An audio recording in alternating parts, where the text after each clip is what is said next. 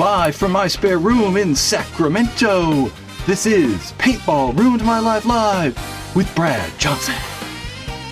Tonight, should the NXL hide layouts?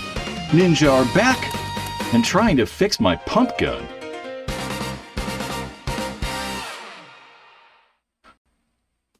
Gentlemen, good evening and welcome back to the Paintball Ruined My Life Live stream. Damn, every time I do that intro, I get like way out of breath.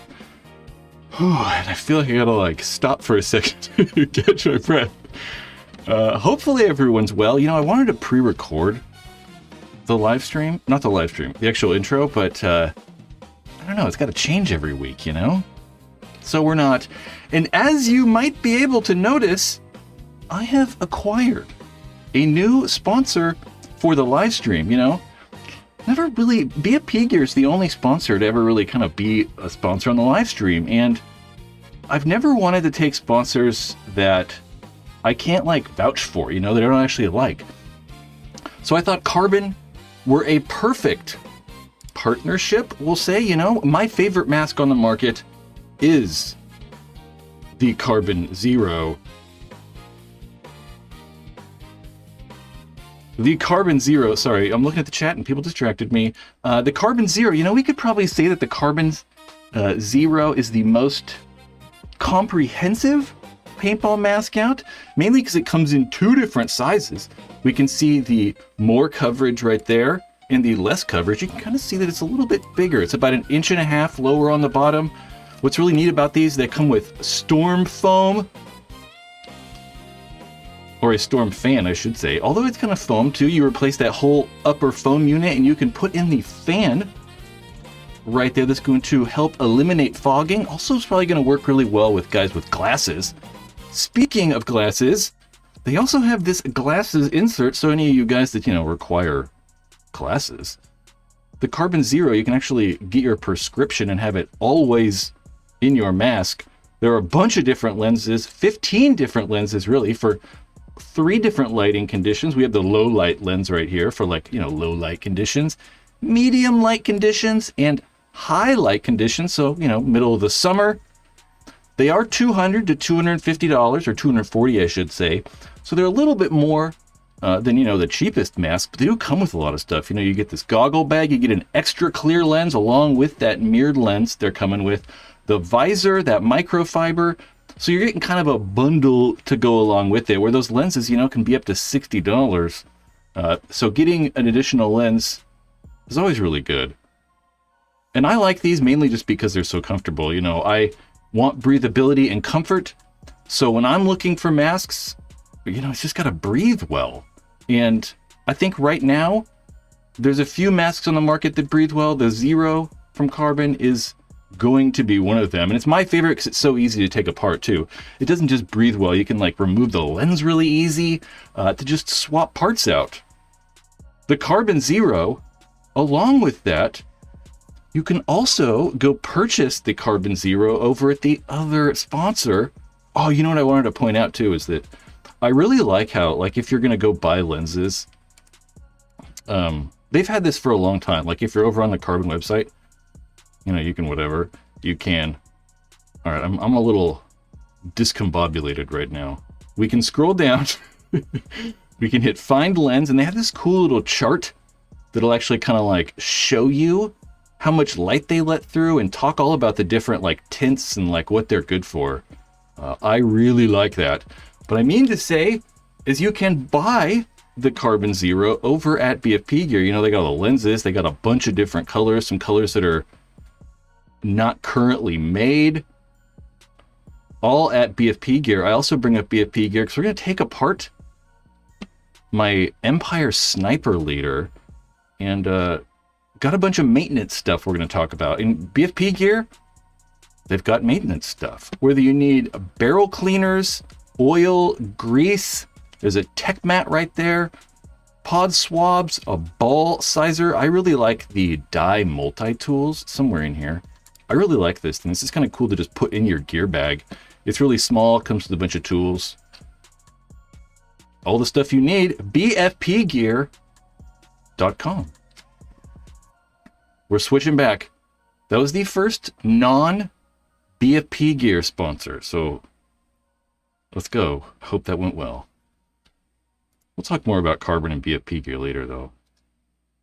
How are all you gentlemen? I know, Chris, you said you couldn't see the intro. It's so hard to, like, you gotta play the video and go live all at the same time, so it's like this weird situation, so I don't know. What are we talking about today? Maybe you could tell by the intro a little bit, or the thumbnail, maybe the title. You know, this time of year, we're really like, there's not a lot happening, right? I mean, toward the beginning of the year, there's no tournaments happening. Most of the new equipment has already come out. Most of the pro players have already switched teams. So there's not like heaps of news. But today, I wanted to kind of like talk about and discuss whether the NXL should possibly go to blind layouts in the future. We're going to talk about Glowball a little more. Dufort put a cool Glowball video out. We'll watch that for a second. Garrett Baldwin found a new team. And then we'll take apart my sniper, and then we'll also talk about Ninja for a little bit. But how is everybody? Everyone's staying warm, hopefully. I have a big, warm, hot coffee to keep me hot. It's hot in here. I don't have pants on. No, I got pants on. I have shorts on, not pants. So, you know. Let me know, chat room. Where is everybody? Why is no one talking to me? Where is everybody? Come on. There we go. Chris is like, nice sunshine. Yeah, there's 65 degrees today, so that's pretty nice. not too bad. Let's actually, I don't know, let's just talk about, not that. Let's talk about Garrett Baldwin. Garrett Baldwin has found a new home on the Royal City Sea Dogs. Last year he played with the Ironman, played that complete year with the Ironman, and then actually played the last year, I shouldn't say last year, I should say 2024, with the Royal City Sea Dogs.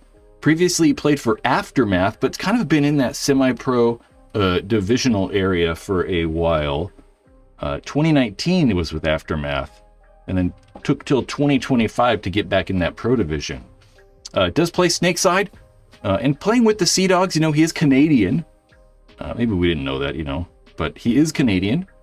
So it kind of fits going and playing with the Sea Dogs, being that the Sea Dogs do play out of Canada near Toronto. But what this also kind of leaves in the air is the Ironman roster. What the hell is happening? I'm not used to the carbon logo there. We might have to like think about where I put stuff. The Ironman roster. You know, we don't know what the hell is going on. A lot of these players have already found new teams. So going from the very top, Frank Antetomaso is going to go over to Los Angeles Collision, newer pro team in the pro series. We have Zach Geiger. I'm not 100% sure if Zach Geiger is actually moving teams or not.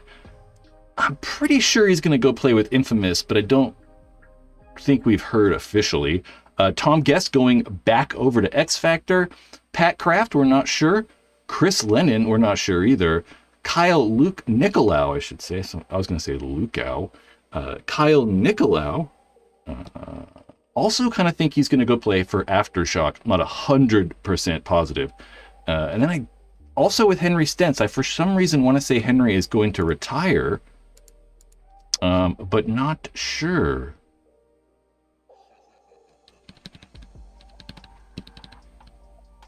Yeah. The Ironman, who knows what the hell's going to happen? The Ironman, I don't know. I've been working on an Ironman video involving Oliver Lang. Oliver Lang leaving Dynasty and going to the Ironman. So that should be interesting. That Oliver video should be pretty good. Hopefully we get an interview with Oliver. Well, I'm pretty sure it will. I just got to ask. So Garrett Baldwin going to the Sea Dogs from the Ironman. But, you know, more interesting, I think, is just what the hell is going on with the Ironman. And they've lost at least half their roster. And Tom Guest, probably their best player. Maybe Tom Guest, actually, I don't know. They got quite a few guys who are good. Zach Geiger is really good. Tom Guest's really good. Pat Kraft's really good. Kyle Nicolau's really good. And Henry Sense is also really good. So they have a handful of really good guys. They could be used possibly on other rosters. I don't know. There is no graphic for this, but rumor has it that Ninja are starting production again. So about a year ago, I want to say it was March of 2024, Ninja were sold to CCS Paintball. CCS Paintball is like some private equity group or something. And they said that they were going to have distribution through the Rialtus group, or the Renatus group. Renatus. Renatus group, I guess we'll say. And yeah, the Renatus group guys, they actually owned First Strike. So if you go to their website, it's like all just about First Strike. So First Strike regulators and First Strike, projectiles. So it's interesting. I mean, hopefully Ninja can come back and be really the exact same products as they were before. Maybe just with new distribution or something. So I would like that. I mean, we've seen, I wouldn't say a reduction in quality from tank regs.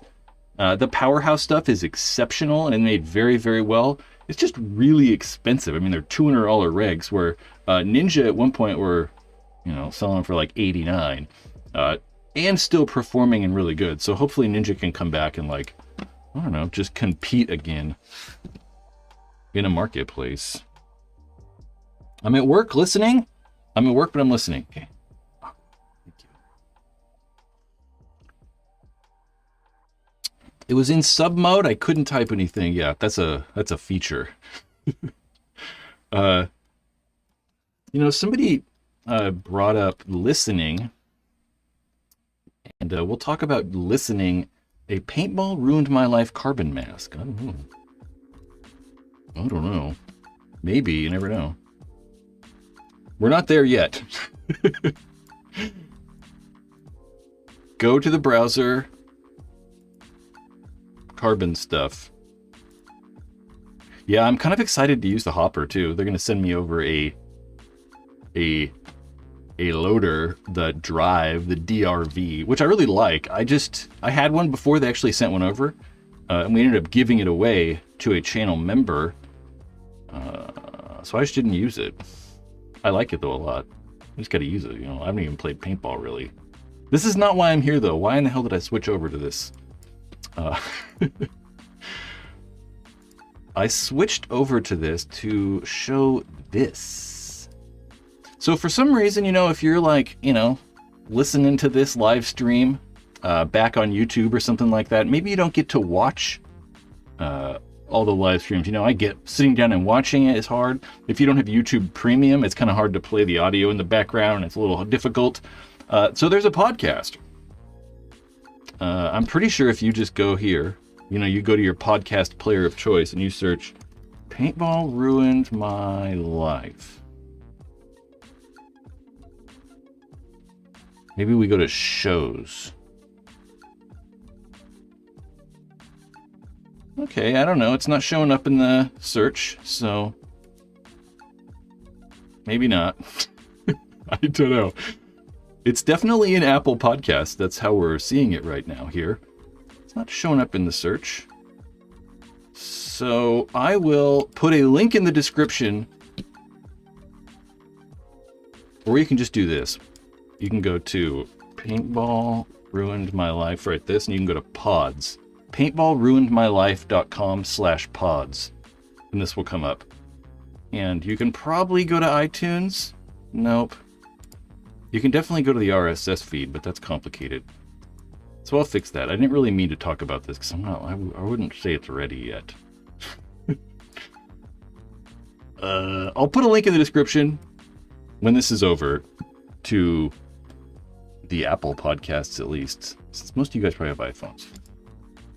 It's other places though. It should be everywhere. Like I looked in, it should be in like YouTube Music and other places. So yeah. Powerhouse hook. There we go. Onyx, I meant to actually bring that up. I totally meant to bring that up. They do have, Powerhouse also have their like standard regulator that is $100. But to be fair, that kind of still fits into that like their expensive category, because the Ninja stuff, you know, last time they were making those inexpensive, just standard regulators, they were probably like $59 or $49. So they're still a bit cheaper. They'd probably be like $70 now though. So it's not like, you know, a dramatic difference, but that kind of is though. I mean, that's like 30% more. So yeah. What else do we have to talk about? So I don't know. I don't really have any graphics for this, but I want to ask, we're going to ask the chat room as well. We're going to create a poll really quick. We're going to start a poll, and should we go to the NXL? This is going to be Pro. Should Pro NXL use blind layouts? Yes or no? Should Pro NXL teams use blind layouts? And go to the chat and just answer the poll for me. You know, just, you know, partake in the live stream and answer the poll. So,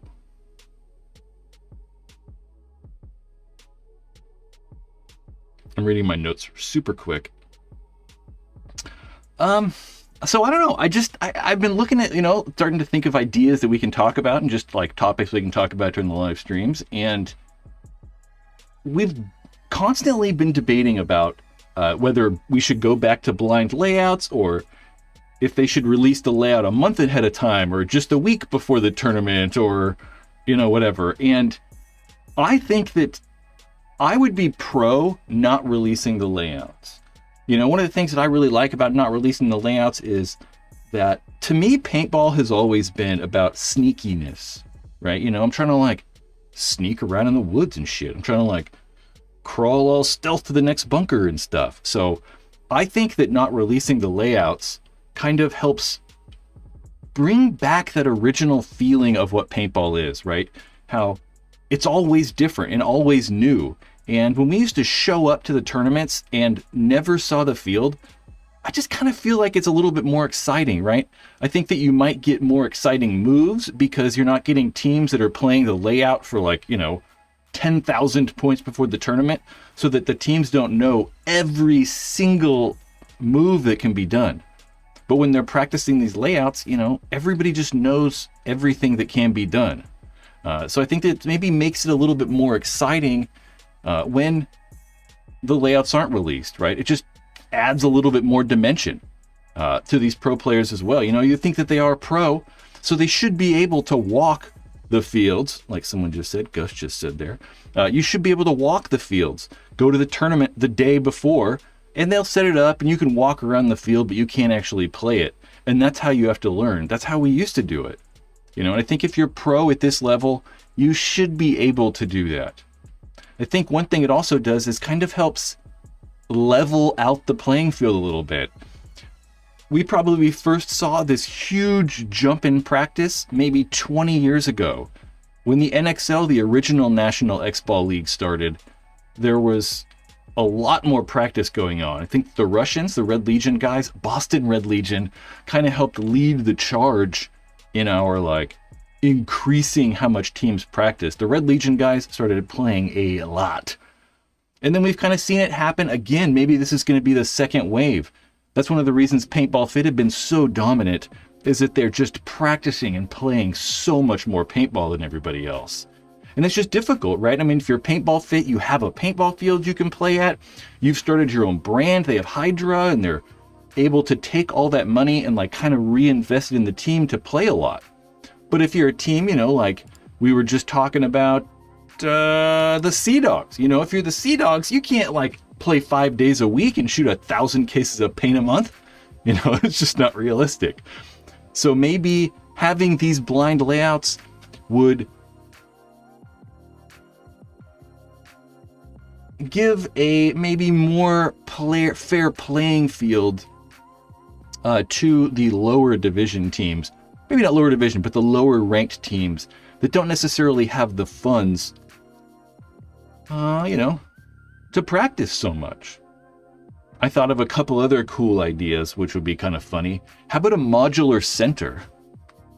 So how about we make you get the layout, but you're not really sure what the center of the field's going to be.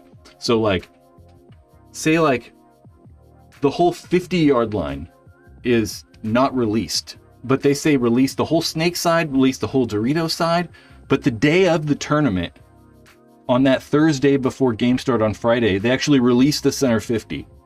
And then the center 50, you have to go walk the field to actually see what the center 50 is like. You're like, oh, okay, we know there's going to be a snake corner, and the back left is a Dorito, and there's a back center, but we have no idea what the center of the field would be like.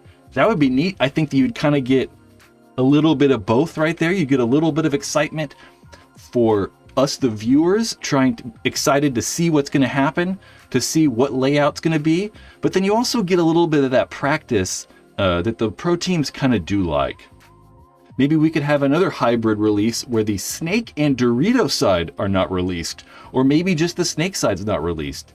You're like, yep, this is the layout, and just chop the whole side of this, chop most of the snake side off, and be like, we don't know what's going to go over there yet until the day of the tournament.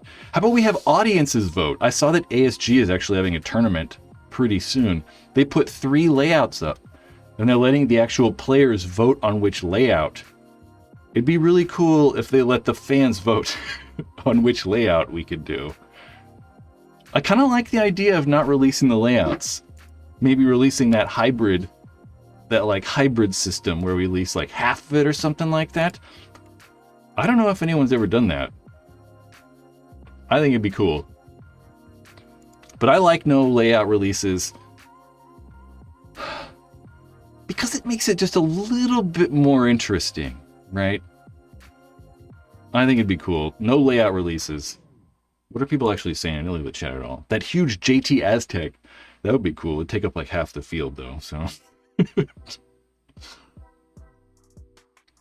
Aqua says we need the snake with the tongue hanging out. I like that. How about those fish? They had little fish and stuff. Those were really cool. The blind center. Random center, then just drop a giant X for no reason. I'm okay with it. Why not? Maybe not the X. I think we should stack the bunkers up. That would be cool. Stack a bunch of the bricks, just go and stack them all super high. They were kind of going to do that originally, but if you're in here right now, give the live stream a like. Jeez. Look at the blind layouts. You guys really like the blind layout idea. 97%.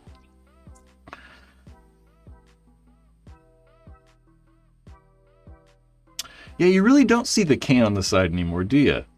It's always kind of standing up. I never even thought about that. You really don't see the can laid on its side. Yeah, I'm all about it. I mean, let's do blind layouts and then remove half of the bunkers. Just like true Atlanta fan. Go Falcons? Does Atlanta have a hockey team still? Do the Predators still play in Atlanta? I don't know. He says, fuck it. They need to just do a throwback layout. Yeah, I'm with you. I mean, that's why I'm saying remove half the bunkers. I'm down. And I don't know. I think only pro, but it could also be in divisional. I just like the idea of trying stuff in the pro division, right? Use the pro division as experiments. Go Falcons, go Predators, go Hawks. There's got to be a lacrosse team in Atlanta. Wait, weren't the Predators... There was a paintball team called the Predators or something at that Smart Parts thing back in the day. Have pros share the same pits. I'd be okay with that. Randy, have pros share the same pits. That'd be kind of cool. Just Get rid of split deck and just have one pit and they're in the same area together. I'd be alright with that. British Predators, for sure. There were the UK Preds, the Predators, for sure. I swear there was like... Was it Palm Beach Predators? Arsenal Predators? There's a bunch of Predators. I mean, I owned a paintball store called Predator Paintball. Dang. Let's see if we can find like... Let's just go like here real fast. Let's just type Predator Paintball into the... in here. See what happens. Well, there is my... This is not the website I made. This was the logo I made, but this is not my website. This is not even a paintball store anymore. I think they're totally closed. There anything to do with me at all in here? Nope, other than me designing the logo. Nope, just a bunch of Predator, crap. Yeah, we go way back machine. I don't really want to do that, though. It's not that excited. It's not too interesting. So it sounds like you guys are on board for no blind, or 4 blind layouts, which, I like. I'm all for that. Give the live stream a like. I'm just going to keep telling people to like the live stream. I'm like the live stream. Make sure to like the live stream. Make sure to like the live stream. So that our new sponsor something. I don't know. I'm just excited to have Carbon as a sponsor. That's all. I don't know. What else should we do? Should we... I also have still all those old magazines, too. Magazines. So, let's take another poll. Should we, right now, should we take apart my Empire Sniper and see if we get kicked offline? I'm not sure what's going to happen when we do that. We'll find out. Or should we watch some Glowball video? Not my video, Dufort Glowball video. 6 sponsor, I'm happy about it. Thoughts on Dye bringing back the i3? I don't know. I think that they're kind of just following on the same, like, they're following the JT nostalgia train and just releasing some old stuff. Take apart a gun. Okay. Old magazines. Okay. I don't know if people liked the old magazines. Yeah, that's a good idea. We'll save it. We'll save the sniper for a little bit. So if we do get kicked off and something weird happens, although I haven't been kicked off in a long time. I think it's only happened once. So it's not like, and I do think YouTube has gotten considerably better at understanding what paintball stuff is. So, yeah. All right. Yeah, the i3, I think that they're just kind of following on that same train that JT are with that nostalgia stuff. I liked the i3. It wasn't bad, but, I don't know. I just, at $150, like, we'll just talk about Carbon, Carbon have the Carbon Zero goggle, and there's kind of 2 different versions, really, they sell of the Zero. There's just the standard one that's going to come with, lenses. It's going to come with multiple lenses. You get the goggle bag and stuff. But there's also the base version, right there. It's $150 too, and this is the same price as the i3 Pro, and it's got way better ventilation. The lenses come off like in seconds. You can take the foam off easy. So in that like $150 price, it's like, I don't know. There's just kind of better mask options out there. So it's this nostalgia thing. That's why they're doing it. And it's not bad. It's not like the mask is bad. It's just, old school. Yeah, $150 for a mask from 2008. They could have at least made some modernizations. Chris said, yeah, I kind of hear you on that. But at the same time, it's like, but then it's not the old one. You know, it's kind of like then they have to like remake a whole mask. And then it just becomes a different mask. I would have really liked it if they like somehow incorporated the new lenses, though. It would have been really great if they did do quick release, like you're saying. And then it took the like i4 and i5 lenses. But then when you start doing that, you know, it's no longer an i3 Pro. It's like, I don't know, something else. And just like we saw when JT tried to do their quick change lenses for the ProFlex when they released the ProFlex X, you know, that thing got like weird and crazy. So we probably wouldn't want some weird and crazy mask. Yeah. I have seen the Luxair shooting videos, but you know, that's about all. I keep hoping those are going to be here any day. They were supposed to like be in stores like last week or like 2 weeks ago, so. Okay, so I want to point out, this is, we'll just watch a little bit of Glowball footage. And then we'll, I don't know, maybe look at some old magazines. I'll bust out all the old magazines and we'll like pick one to look at. What am I doing? Glowball Dufort. So the one thing that's like, you know, weird about these, like Glowball footage. Oh man, I thought I stopped like right on a breakout. This is kind of funny. Chris, you want to see yourself?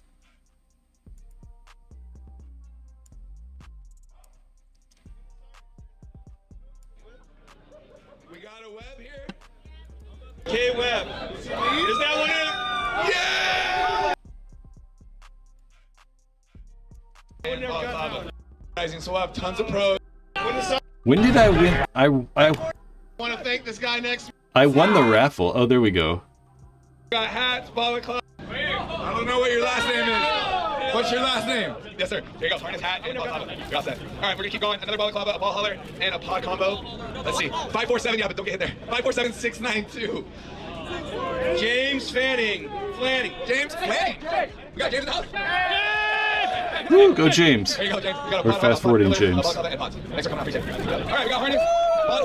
Another pod filler and a balaclava. We're gonna big combo here. And a pack of pods. Let's go. That way we can get this. This is a big one. 547-813. Brad J. Brad. We got Brad. Come on, Brad. Let's go, Brad. All set, Brad. That's all you. Grab Best it fit in. Brad, all of it, but do not toss it out, Brad. Do not toss it, Brad. That's me right there. Oh, sorry. We're almost out of stuff. We're gonna go play some more. I think it's funny. That was definitely not me. That was definitely Chris here. Chris Raymond right there in the chat. He had my raffle ticket. But there's a breakout right here. We'll watch this breakout. And this is Dufort, Michael Dufort. Dufort has been so helpful with videos. Dufort is like a paintball fucking hoarder, right? Dufort's got like all kinds of stuff.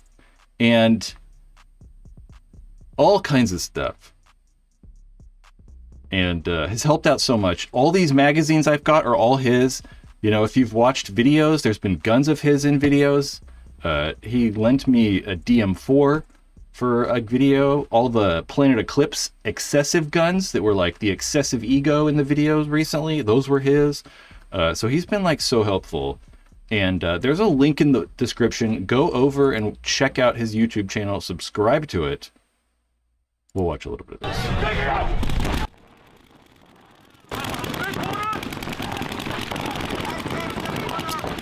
So also, see, here we talked last weekend about some of the potential pitfalls of Glowball, and we can vividly see right here one of the problems. So first I'll say something else. If you guys ever seen the Northern Lights, obviously, I hope you know what the Northern Lights are, or even the Southern Lights. There's a something Aurora Borealis. So see this Aurora Borealis pictures, you know? It doesn't look anything like this in real life. Like nothing like this. It's not even close to looking like this in real life. Because these are cameras, you know, right? It's not like at nighttime the side of a mountain is lit up like this. It's just not. You know, it's all dark and shit.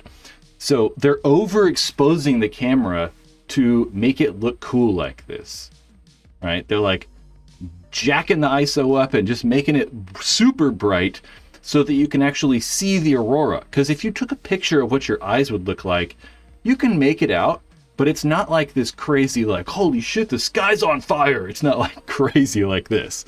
It's not like nuts. So this isn't entirely different from Glowball, right?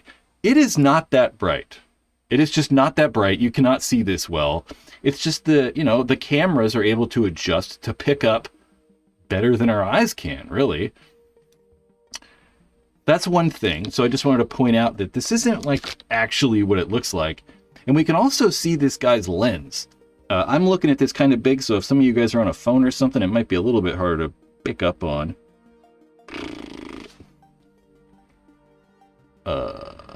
Yep. But see his lens right there? How it's all like hazy and it looks like all weird? It looks all like blurry, or like there's all like, it's like a frosted lens or something like that. I think that's all because of the ultraviolet light being absorbed into the lens. And you actually have to look through that haze. That's one of the big problems, and it was, I think, difficult to see, is because of that ultraviolet light reacting specifically with that lens. I am going to buy a black light, though. There is going to be another Glowball event here at Capital Edge pretty soon, and I'm going to buy a black light, and I'm going to do, like, testing. So maybe next week we'll do, like, some, like, live testing or whatever.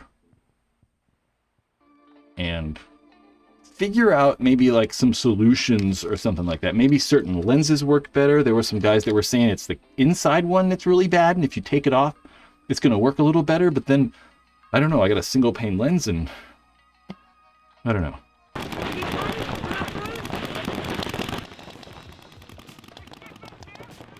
Glowball. I just thought we'd watch this for a bit. You can see the stoplight out there. That's what those red lights are, I think, in the distance. Damn, it looks so cool, though. It really does look cool. It's just hard to see. Man, see how you can see the paint coming in so good and stuff?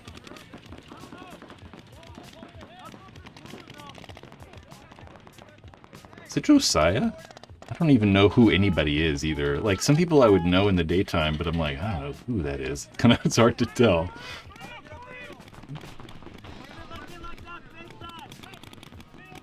See, I like how we had the vests. It definitely helps.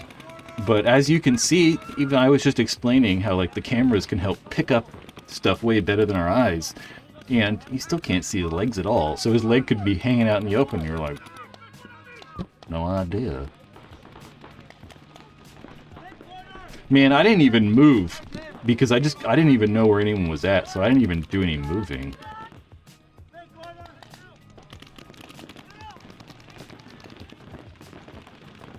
It is freaking cool, though. Just look at how cool it looks.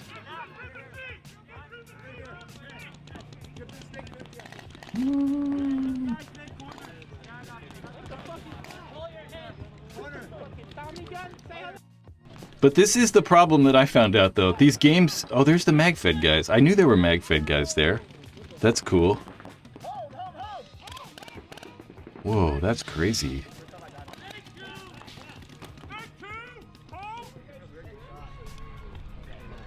Huh. Damn, MagFed would be so cool. We'll just plop around this a little bit. See if anything cool happens. But yeah, it's so hard to see. Guys just end up kind of sitting around, and you're kind of like, where are the people? And just look at how cool it looks. Oh, here's some action.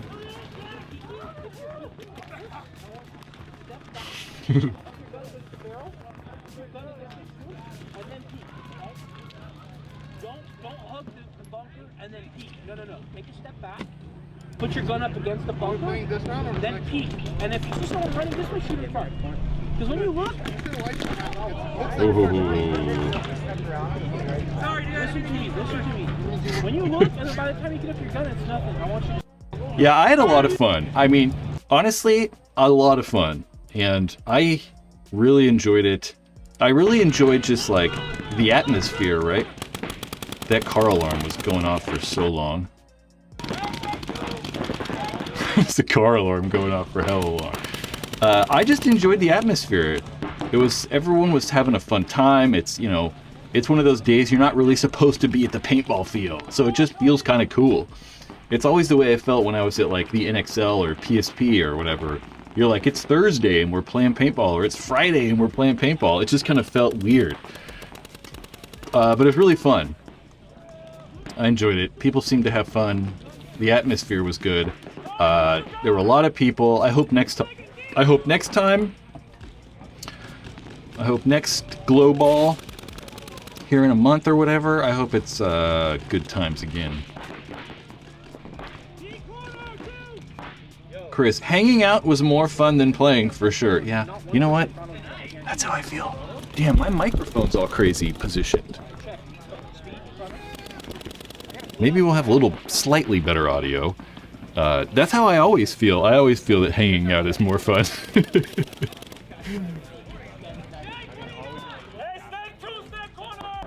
Yeah, I don't know. More fun? I don't know. It's just different, you know? It's like a different thing.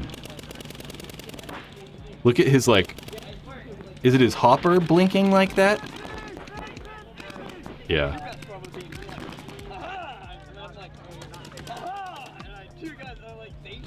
It was good times.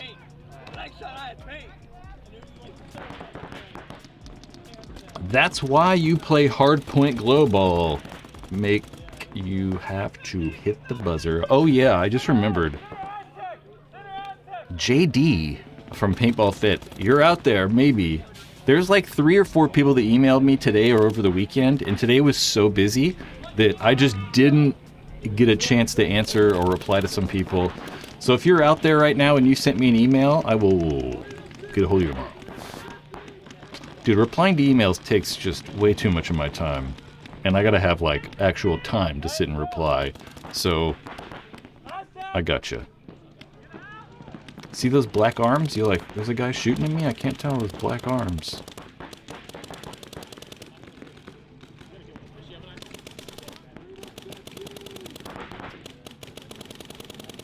See the ProFlex? See how that, like, haze on the lens? One thing I didn't like is not knowing who people were. I feel like walking right past people and I'm like, oh, hey, Mike. Let's plot forward. This is friggin' hour and a half.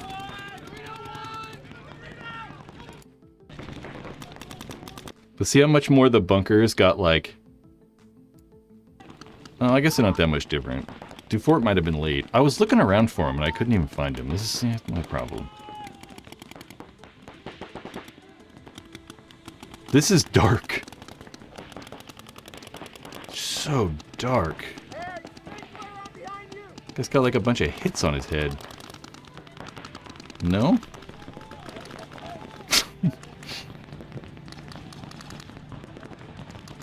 Glowball? Hit me up with like some questions or something. We can talk about something while we're watching this.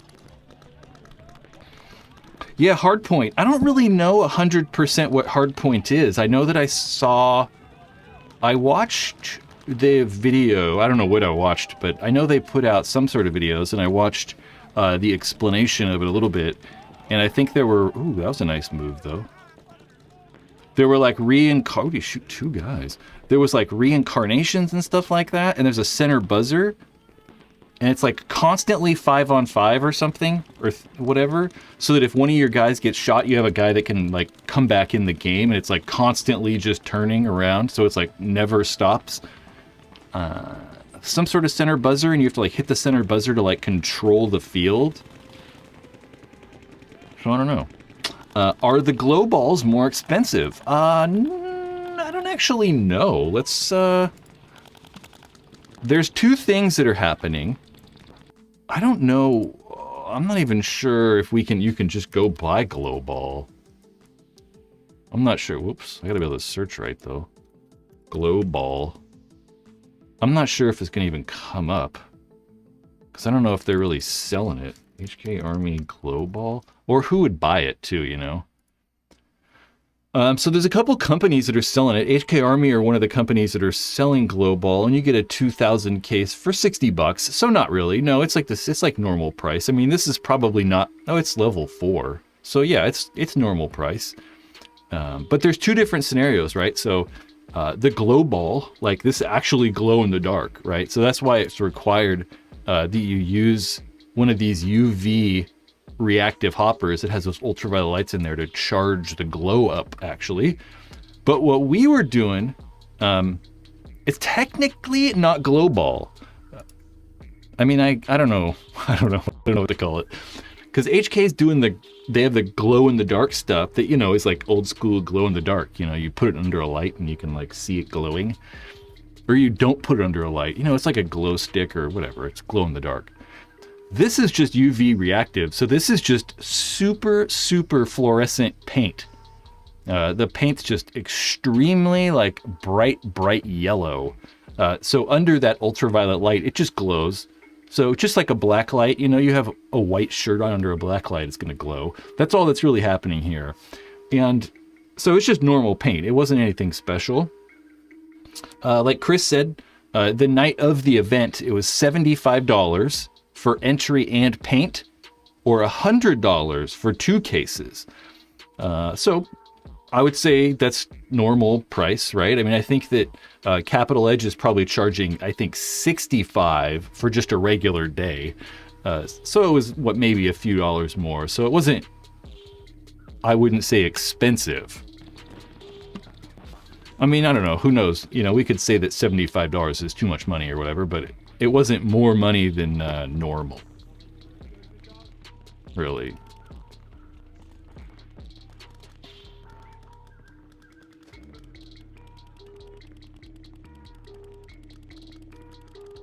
Aqua cleaning. You don't even need to go practice. If you want to go play mounds at World Cup, just go play. You know, you don't got to actually practice on the practice mounds. I think it's so much different too that at least a white shirt, it's better than nothing. Yeah, the fields are so different too. You know, it's just so different. It's probably not going to be that advantageous unless you've just never played on a mounds field before. Just getting a little bit of experience, I guess, would probably be good. Damn, that mask is crazy. That must be that, like, HK skull mask. Dang, look at that thing. See, I think that's how we should do it, right? Because everybody wants to be, like, sneaky and stuff. And, like, nobody see them, so they can, like, shoot everybody. But it's totally, like, stupid. I think we should just try to wear as much neon as possible. Just make it fun. We don't have to, like, be all freaking sneaky and shit.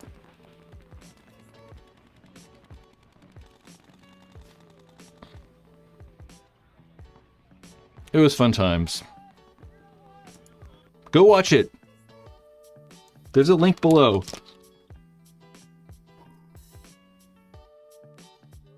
What else is happening? Yeah, Chris said, we were just saying 75, and that just reminded me too that we were just on the HK page, and it looks like it will be 85 for this one coming up in Vegas, February 21st. Yeah.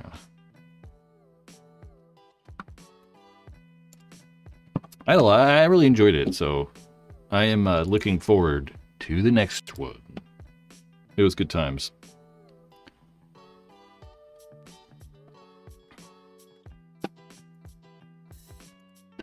What else we got here? We can look at magazines, or we can take apart my sniper. Let's, hold on. I know what we're gonna do.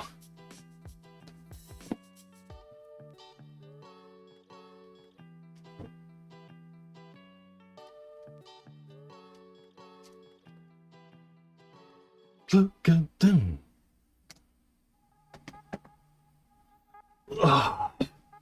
Look at all these. Hopefully this works. So many magazines.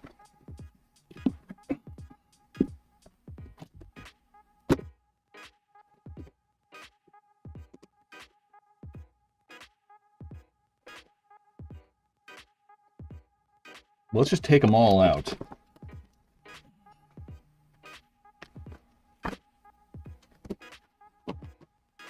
So this is what it looks like when you're what is called a paintball hoarder. It's a good amount of magazines. Woo! We have June 2004. We looked at that one. So what I did with all these magazines too is what's going to be really helpful in future videos is I went through and took pictures of a bunch of articles. Like I wanted this article, this Oliver Lang interview, so I took a picture of it. Whew. And made an AI workflow that would scan the text, add a name to the article, and then put it into a Google Docs file. So I did that to a bunch of these magazines so that I can use them like as reference in upcoming videos. Like this is a really good one, mainly because we're doing that Oliver Lang video. So it kind of makes sense to have, you know, maybe some cool Oliver stuff in there. September 2005, September 2006, April 2006, November, December 2005, and look at how fat that one is. Just look at how big it is. This is like 250 pages probably. These don't have page numbers. You're gonna find one 220 pages.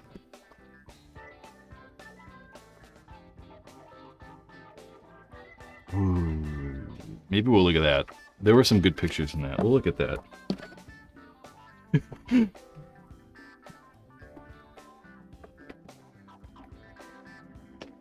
There's some really good stuff in here. Like this exclusive Bob Long interview and like why he quit the NXL. There's Rich Telford wrote this article about trying to merge all the leagues into one thing. There's some like cool articles in here. Looking at the cover of who people are. Old stuff. I don't know. Let's just look at some of these pictures. We won't spend too much time on this. We looked at a bunch of stuff. Spent like 45 minutes last week looking at a magazine, so we won't do that. But this Reball ad's really cool. Magid right there. Magid Idris, the captain of Joy Division. I have some Reball around here from that time. I do. Jason? Oh my gosh, I'm forgetting Jason's last name. Jason... Fuck. Miami Effect? What year was this? This is 2004. September 2004. That's why I was like, these Tauntaun jerseys are really old. That Tauntaun stuff's cool. The Joy Division.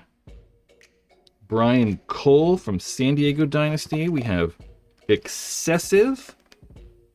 Nikki Cuba, Rich Telford, Matt Marshall, Nikki Vegas. I'm like 90% sure that's Nikki Vegas. Maybe not. I don't know. Mikey Lou, the Naughty Dogs. There's another Naughty Dogs person, I don't know. An Arsenal player. I'm pretty sure that is Marcus Nielsen. I want to say that Lacoste... Is that crazy? Is it crazy that I know that? That Lacoste is right there. There is an Avalanche player that I'm unsure of who that Avalanche player is. All the Avalanche guys lived around here too, so it's kind of weird that I don't know who they are. Look at that. That's a cool shot. And you know, I was talking to somebody else the other day about crowds at MPPL tournaments and old paintball tournaments. You know, look at all those people. You know, we are not getting crowds like that anymore. And I think the reason is just because the webcast is so good. You know, this was 2004, right? So long ago, 22 years ago. Jesus Christ. And there was no webcast, you know? You either had to catch it in some like DVD months later, or, you know, somebody wrote something in an article, or, you know, maybe some shitty video somebody uploaded. So you really couldn't see the tournaments. The only way to actually see what happened is you had to go there. You couldn't just catch the recap through the webcast. You couldn't watch the webcast live. So you had to go. You had to be there.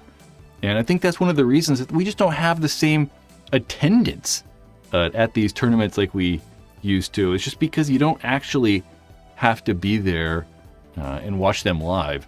I think about other sports though, you know, it's like the NBA. There's always people at NBA games. There's always people at NFL games.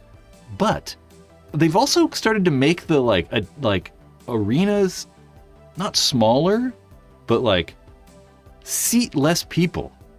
Because I think that there's less people that can afford to go. But there's way more rich people. So they're making like more spots for rich people, which, you know, I don't know. But I think that the crowds were just so much bigger because you actually had to be there. You know, it was actually something you had to actually see. You know, and these tournaments also are in Huntington Beach. This is Huntington Beach. So it's maybe not as fair as there's just going to be like tons of tourists everywhere and just tons and tons of foot traffic. So pictures like this are going to be kind of crazy, is where we don't really get these huge crowds anymore at paintball tournaments. I mean, who knows too? That could be like just some crazy shot from one day. Got some little guys building some castles in the sand. That's cool. Go Irish. Go Irish.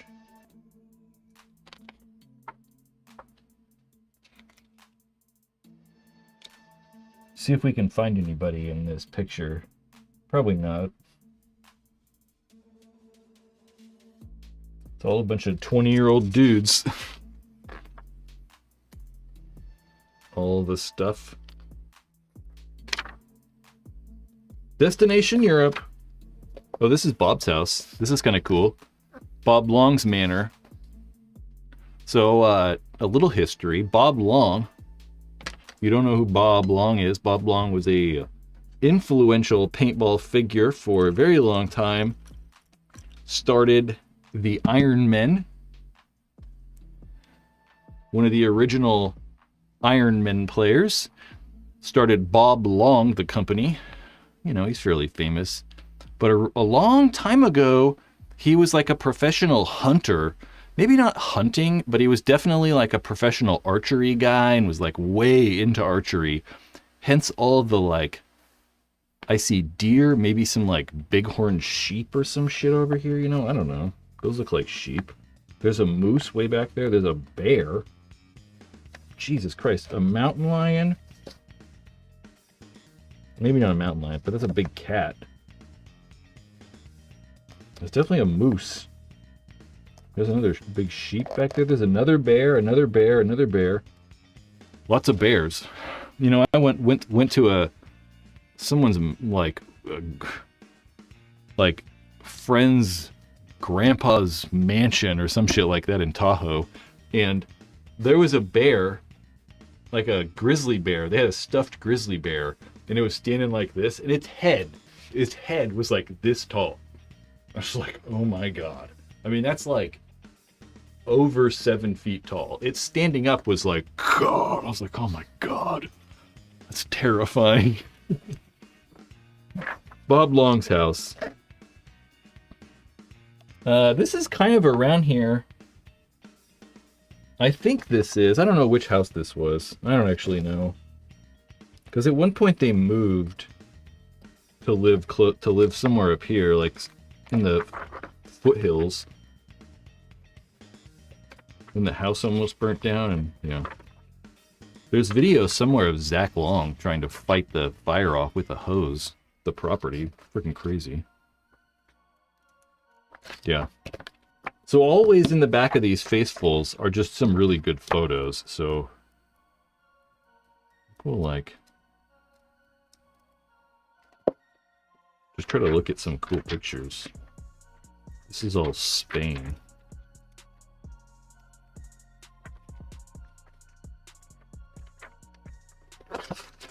Maybe not. Maybe I'm like rock crazy. But I thought most of them had like lots of good photos in the back.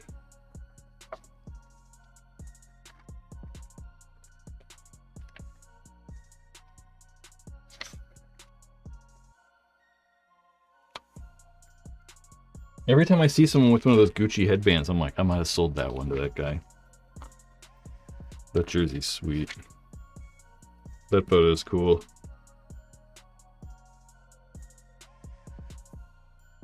Of the Fedorov, the Konstantin Fedorov.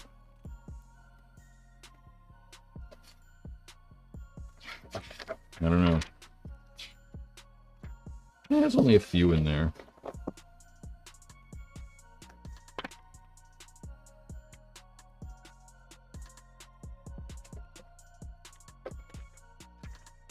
That one? No. There's another Bob Long interview. Oh yeah, this has got that photo that I really like. Look at that photo. It's so good. It's so good. I mean, like, it kind of sucks that his eyes are, like, right in the seam. It makes him look crazy, but that photo is so good. So good that I think I might actually have that photo. We're gonna go into all my archives really fast. We're gonna see if I have this Bob Long photo.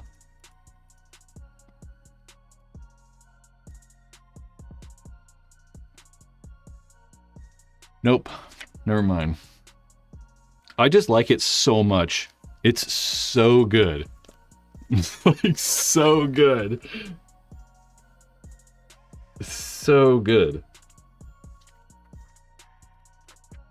Just look at that. It's so good. I love it.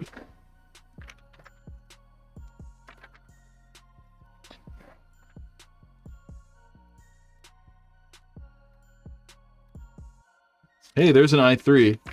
Was it an i3 Pro? Nope, i3. Damn. Doesn't that take you back?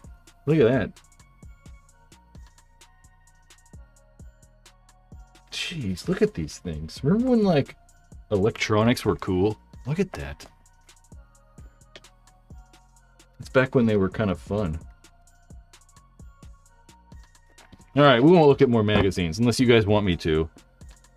I'll look at more magazines, but I think it's kind of, like, not as exciting. Is he Barney Rubble? I love it. I don't know why they put him like that. I think it's great.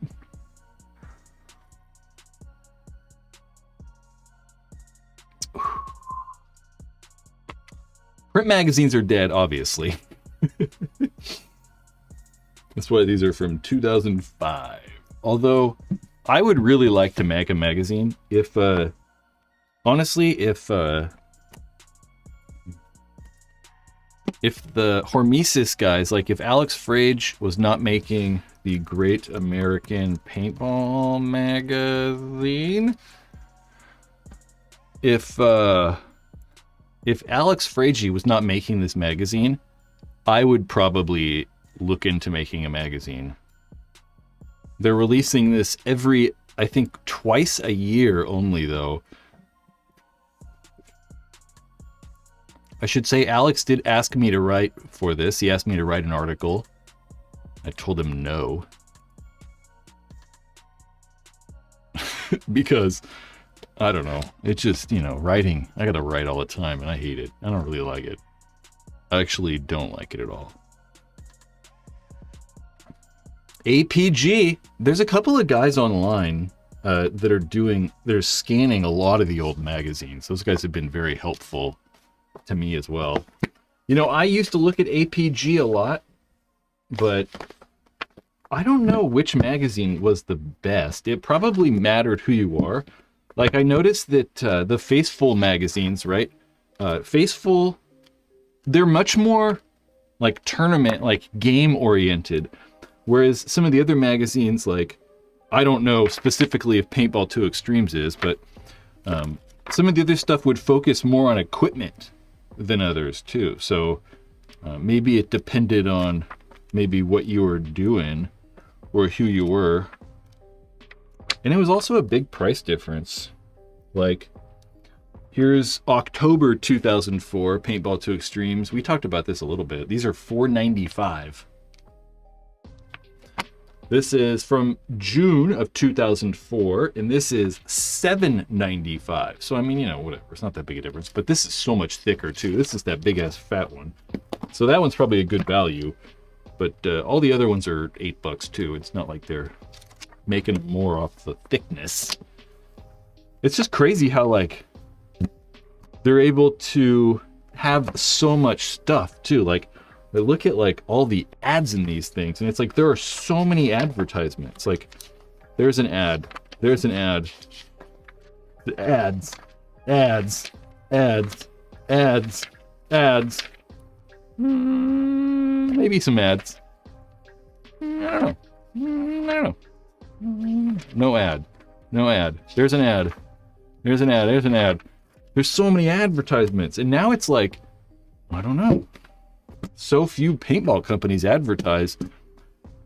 Except for BFP gear and Carbon Paintball. I meant to, like, do something like that, but...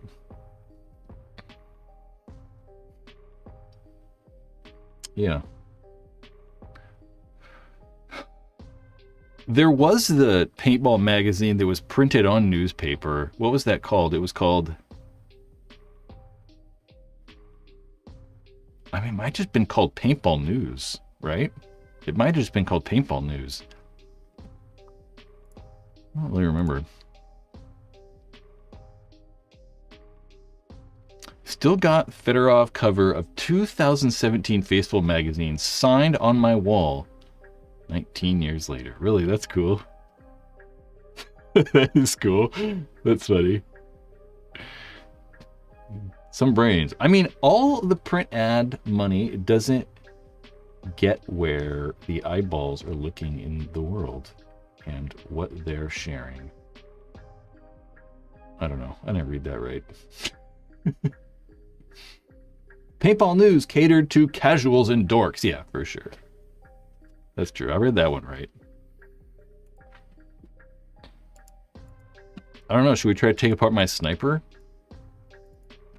See what happens there? See how fast we get taken down? We've only been going for an hour. It feels like I've been going for a long time. Sniper? Let's put these magazines away. I just put these back in here. So I know that something's wrong with my sniper. I just don't remember what. So we'll have to find out. Let's stack these a little cleaner. What's this one? This one's like a weird size. It's like small. So this is interesting. This is 2007. And like, look at the size difference.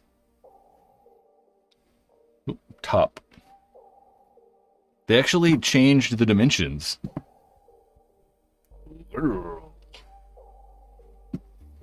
Like, line it up on the bottom. Look, it's like the bottom one's like taller. It's taller and wider. You like save a little bit of money on printing, I guess.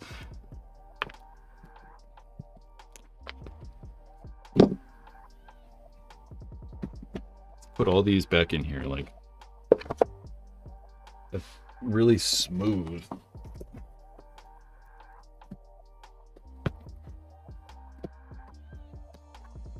Tons of magazines.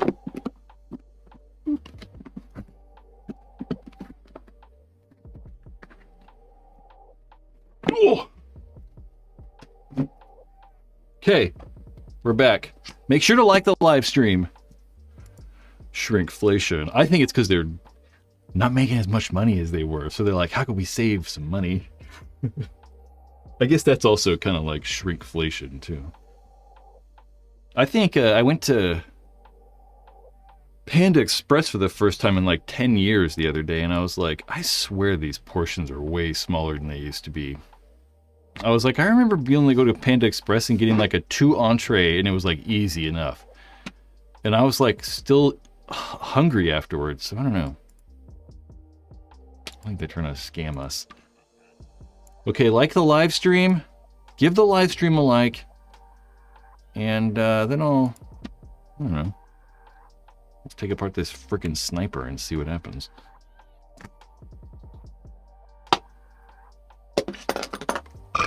Empire Sniper. Oh, let's get my tech.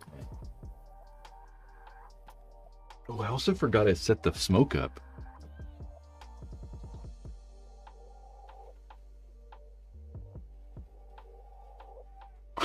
That's a lot.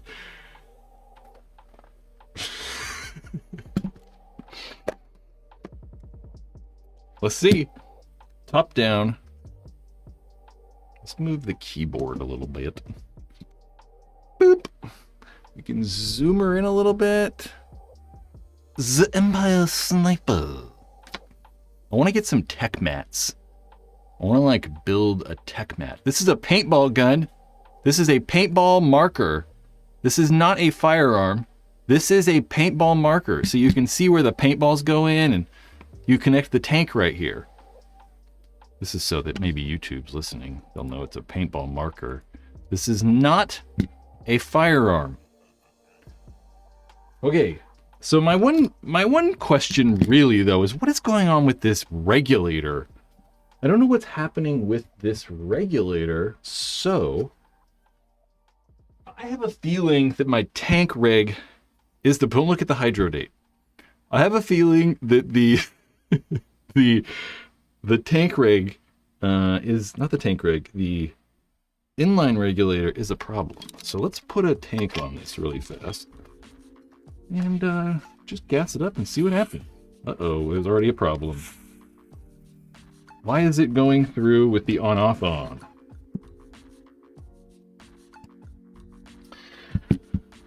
You know, I don't know about this tank rig. I've had nothing but problems with this tank rig, honestly.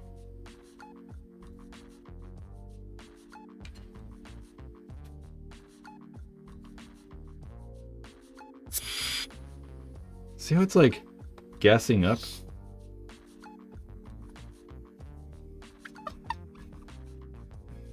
Gotta be kidding me.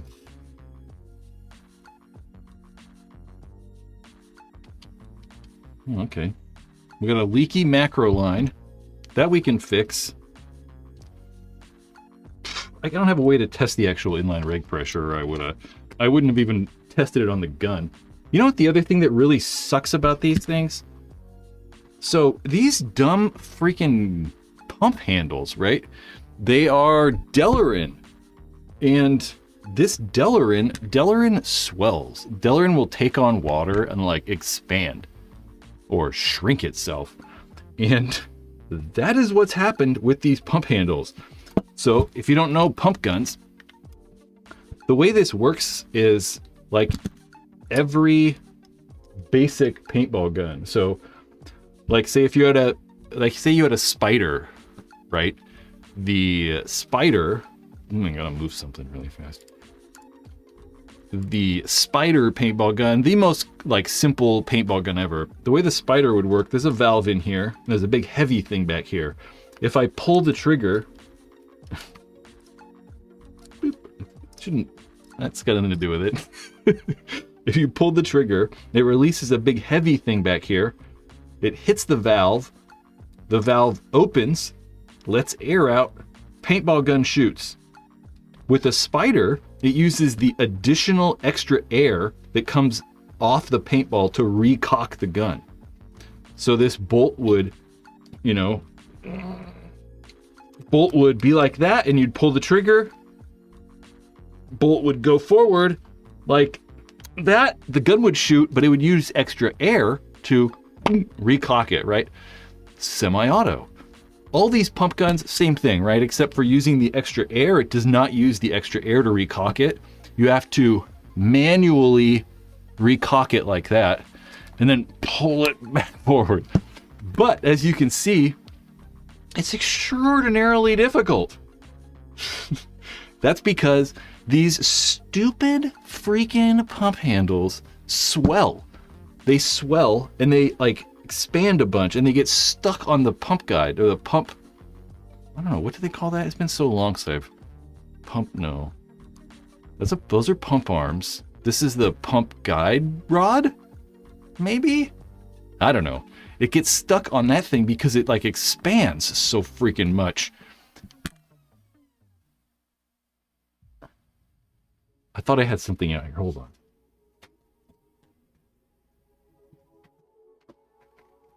This is my miscellaneous paintball bin. And I do have a new pump handle. This is, I don't know where I got this. I've had this for a long time. This is like the same style of the CCM T2 pump handle. But the problem with this is you can see these are like printed. This is 3D printed. And there's these brass nuts that are placed inside that you would screw that screw to. But the freaking problem is this brass nut on the other side that I have that screw in. I think that's the right size. Yeah. It just spins. Like it can't get the screw out. The actual brass piece is rotating. So I can't really I don't know. It's like, just really, it's kind of in there. So the objective, I was going to try and put the new pump handle on, but doing a little experimenting earlier today, I don't know. Kind of didn't go well. But this one goes real easy and slides on and off and stuff and whatever. It's just these stupid Delrin ones. They always get, freaking jammed up.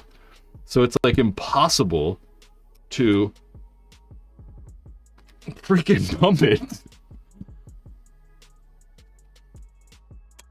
That's not like exaggerating, but we do have to put this correctly, bolt in there correctly.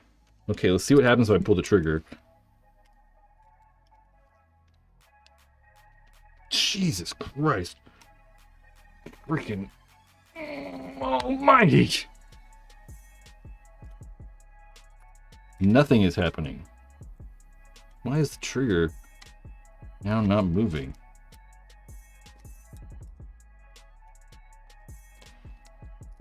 Like, oh god, it's the freaking auto trigger. So this auto trigger, this bar, you can see how there's another bar right there that sticks out the side. This should kind of overlap on there. But the real problem is there's not really a good way to adjust those. You have to take off the pump arm. Let's just remove the pump arm in general. I think if we take off this pump arm, it's going to be, or the pump handle, it's going to make it a little easier, I think. But this screw is very, very tight. Let's take this tank off too. I don't really need that tank on there. So taking the pump handle off will probably, geez, this might take a while. It is tight. Taking it off will, yeah, we can help line up that auto trigger arm. I'll show you kind of what auto trigger is all about too. Jeez, that's a freaking really on there.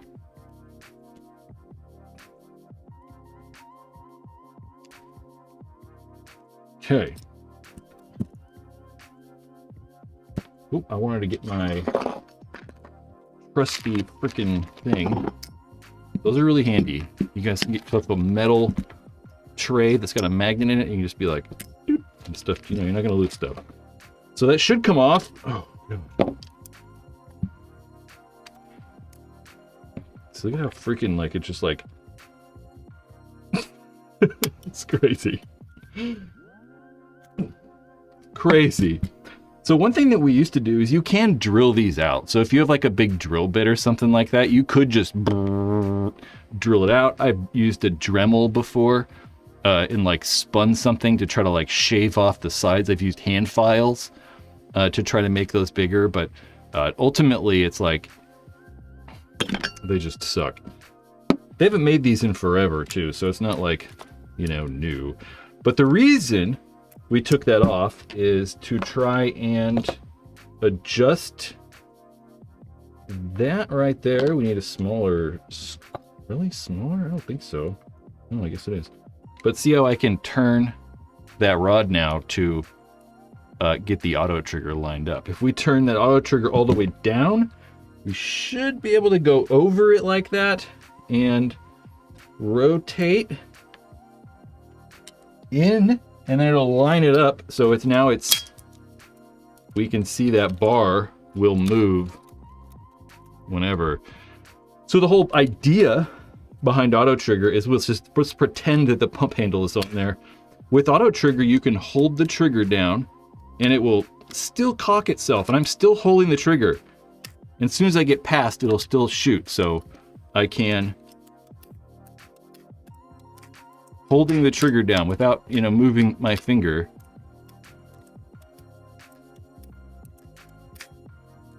it'll let it shoot kind of, you can pump it quicker.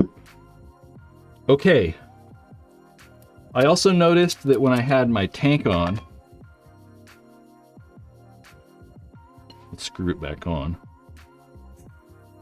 We're gonna have to recock it because it might leak.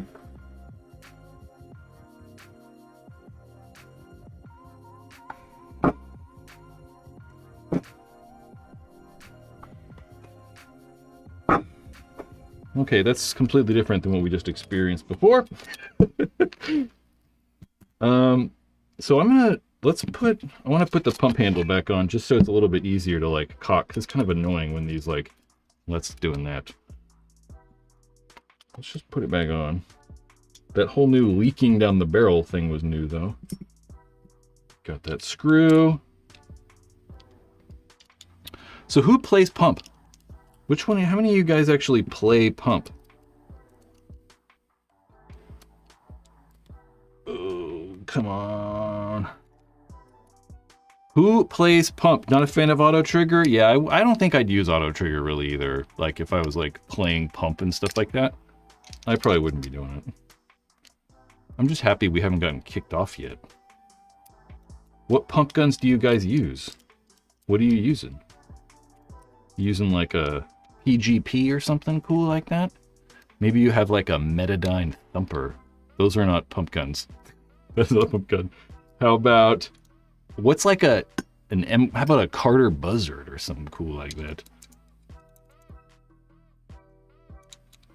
Bought a pump gun about a year ago, haven't used it. Mark and Chris are bullying me into it. Chris Martin, I have never played pump. Interestingly enough, I know a lot about this pump gun. I've owned this pump gun for maybe 9 years now. 8 years, never played with it.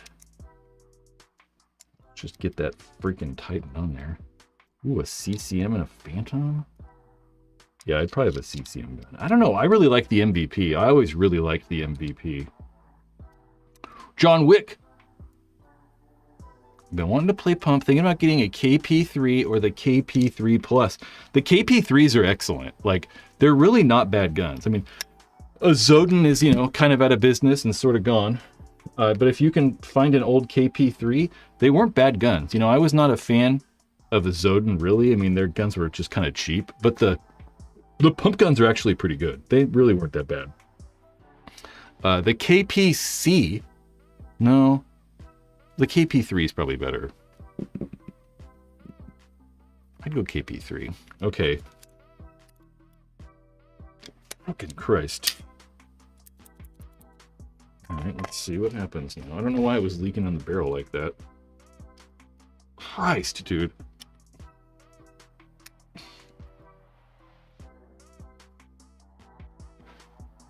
Zoom out a little. Whoa.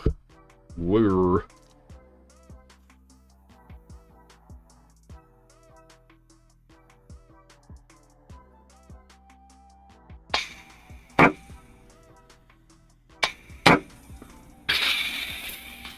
Yeah, I don't know what the barrel leak is all of a sudden now. I mean, we definitely know that this is too high, that this inline reg pressure is probably too high. We also know that this macro line was leaking. This could be kind of interesting for you guys who might have macro lines, but don't know actually you can actually fix those things. Let's grab a tool that I don't have here real fast. Hold on.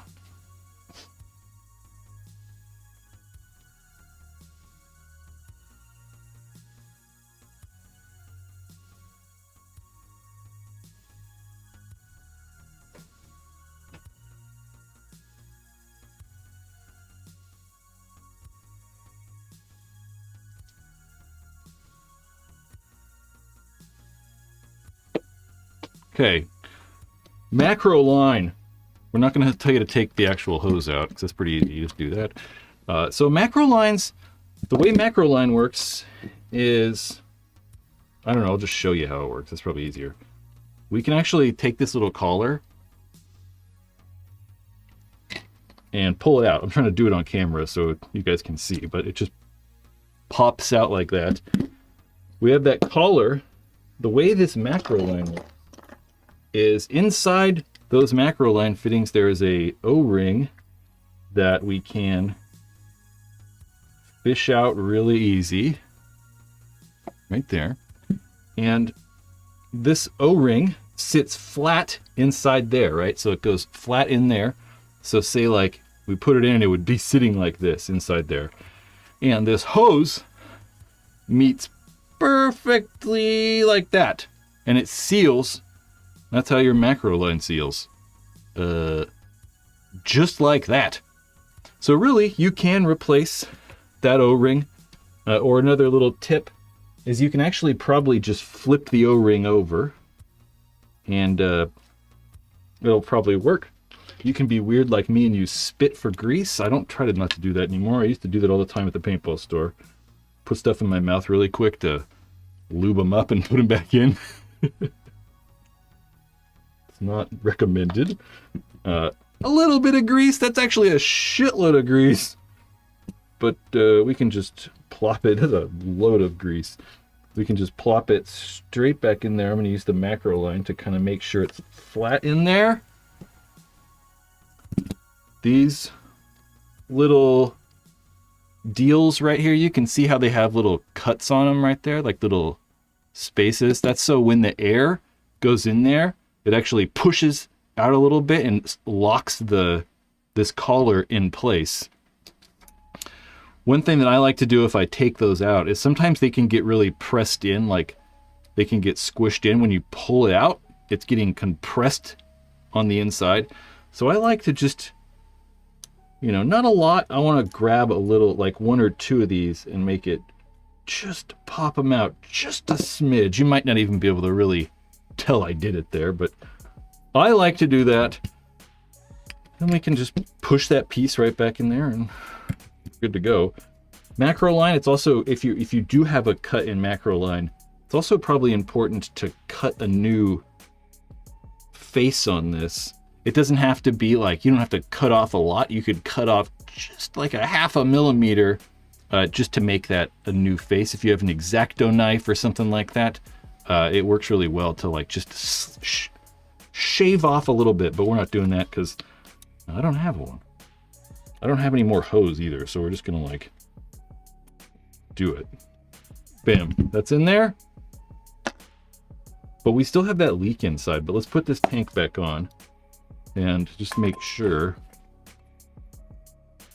Fucking Christ, dude.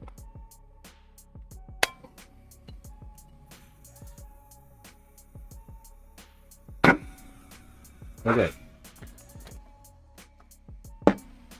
So right now, like I was saying before, these guns work because there's this valve right here, and there's a big heavy thing back here called the hammer that will hit the valve and cause the valve to open and let air out.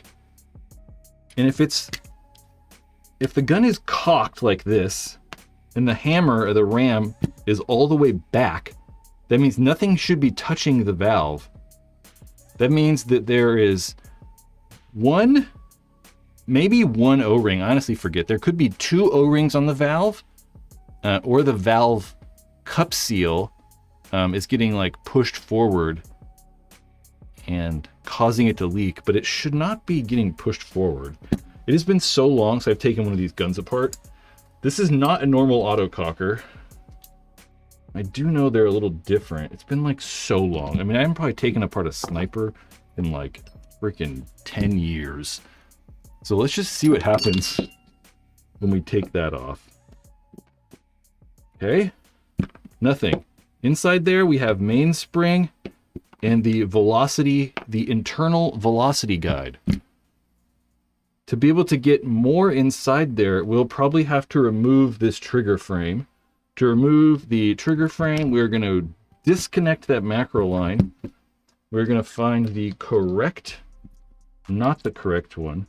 We're going to find the correct Allen wrench. And let's take the frame off, see what happens. So this gun has been modified on the inside. We'll show you.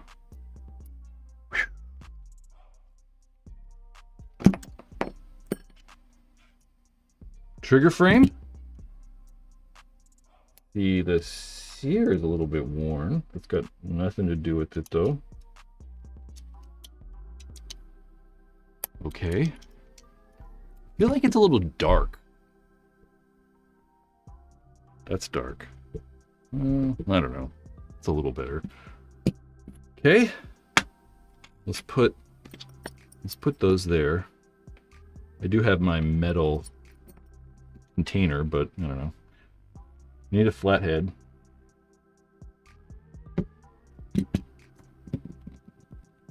I need a flathead screwdriver.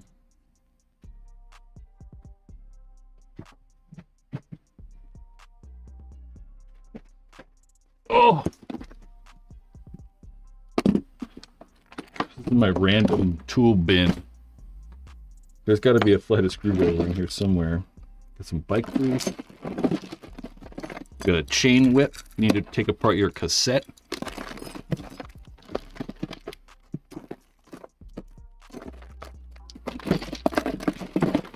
Flathead? Nope. Dude, I don't even know. Maybe I don't have a flathead screwdriver. You gotta be kidding me. I could have a flathead screwdriver. There we go. Okay. Let's move this.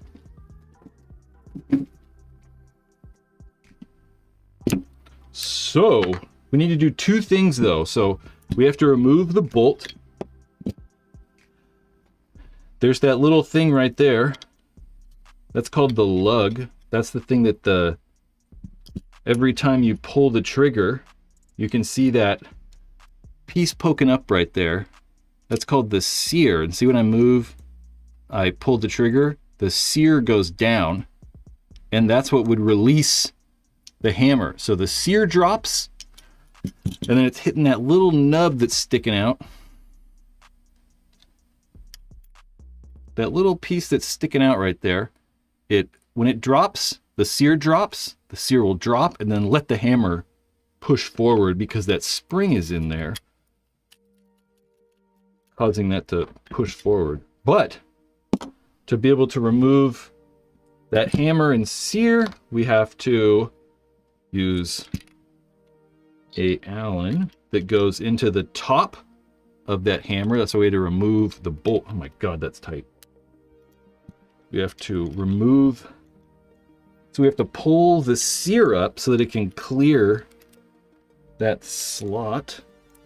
Not the sear, we have to pull the lug up, and then that hammer will jimmy right out the back. And the valve we have to remove the valve screw right here. I don't know what's going to happen when I take this out, so we're going to put it angled like this so that if something slides out, it'll not slide all over the place. Jeez, I keep thinking it's like going to come out. I think it is, but there's a little bit of tension on this in the valve spring. Okay. And it should come out, but it's got some O-rings on it, so there's a little bit of friction. But if we can see in there a little bit, we should be able to like just push this out the back. Come on, Daddy.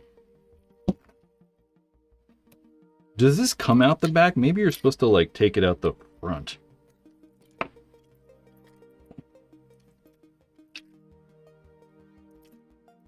Man.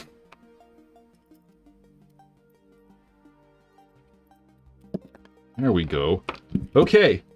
Then we have valve, cup seal, valve spring. But none of this, I don't know why this would leak, right? Here's another little tip. When you're taking guns out like this, when you're taking like parts out, right? One of the things that I like to do, rather than like completely change the O-rings, like the O-rings are probably fine. Like the O-rings are probably fine. And they're probably not bad. But you know, sometimes I think that like when these guns sit a long time, or whatever, the grease, 11/16. Sometimes I think that like, I don't know, they just sit a long time and get a little weird. So like what I'll do instead of replacing the O-rings is, you know, I can get under there without damaging that O-ring, right? And I'll do that. I'll go through and like just move the whole O-ring around. I don't know why, I just feel that like, it helps like unseat the O-ring and like it might seal a little better. I don't know. I don't know if that's real or not at all, but we definitely will have to put a little bit of grease back on. Okay. And then really there's nothing else in front of this. I mean, there's nothing else in this body. There's nothing else in this whole thing. Obviously the vertical reg adapter, this piece is still on there. That's why I can't see through, you know, it's blocking something, but there's really nothing else inside there. So we can see that valve stem on there. That's not what that looks like. It's supposed to be fat all the way down. But this was custom modified for me by Dirk Gadbury. Dirk, wherever you are, you're the man. So many people might know Dirk Gadbury. Yeah, he machined that all down for me. Dirk's a machinist, so you know, he can do that. And that just helps, you know, you think about it, the valve being in here, and if you cut off a bunch of material, it just allows for there to be a little bit more air volume inside that valve. So whereas before, the valve, you can see that there's just allowing a little bit more air in there by taking a little bit of that material off, so yeah. Okay, let's just try to put the valve back in there and see what happens when we gas it up. I'm gonna probably have to turn the reg pressure down on this. This was at 300. I don't think it should be at 300. It should probably be at like 150 or like 180 or something like that. Okay. These are just kind of a bitch to put back in because you have to be like weird. Okay, so does this go backwards? I know someone said that. Buff just said, just remember not to put that valve body in backwards. Definitely not backwards. I mean, that would be... that might have been really loud. But some of these valves, you know, they go one way. So it either goes in the gun like this or like this. But this thing is like the same on both sides, right? One way we can tell is... how well does that fit in there? Yeah. It's definitely the same way. Okay. So this, in there, you can tell that the valve, or not the valve, but you can tell that that cup seal seals against that face right there. Like you put it in this way, and it's like, there's nothing for it to really seal on, you know? But having this lip right there, that plastic on the cup seal is gonna seal around that lip on that valve body. You can kind of even see how that would work, you know, right there. Spring, and then this, hopefully we can jimmy back in there real slow. The problem is we want to make sure the spring does not, son of a bitch, it's probably easier to do it the other way. I'm gonna try to do so still.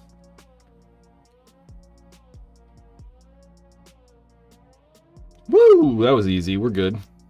Okay. So that's in. But one thing we have to think too is the spring right here is pushing on that cup seal. So it's going to push the valve back. So even if I like press on it, you know, it's going to want to come back because of that spring. So if we put that Allen right on the face of there, or on the back of the valve, we can, where is my valve nut? The valve screw. What do they call this thing? Is it a valve screw? But then we got to make sure the valve hole is lined up. You can actually see it's not lined up there, but if we put it in, should be good. No. There we go. I gotta get my flathead. No. Okay.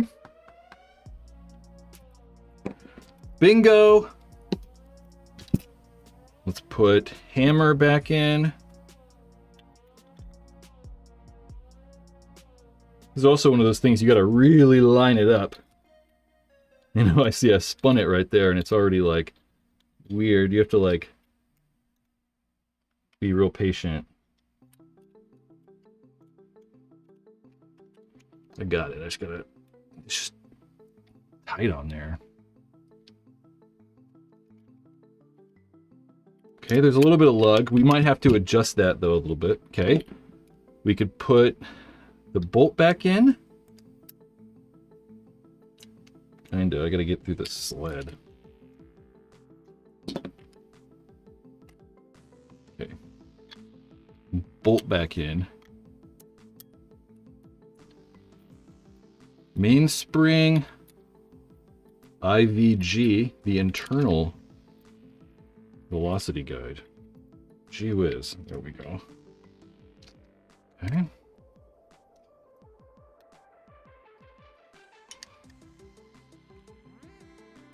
Probably good. We got to put the frame back on.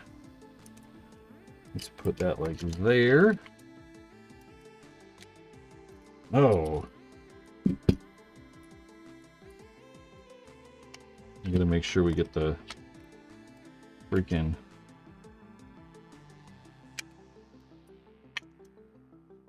having problems with this right now. I'm gonna get the pump handle back. Oh, it is like on there. Ugh. Okay. Okay. Frame screws. See, I can fix paintball guns. I'm not just pretending. You know, you guys think I'm pretending out here. Ooh, what are we seeing? Huh, I don't know. Something valve stem and a hammer. So, if it involves a hammer, I probably am not going to do it right now.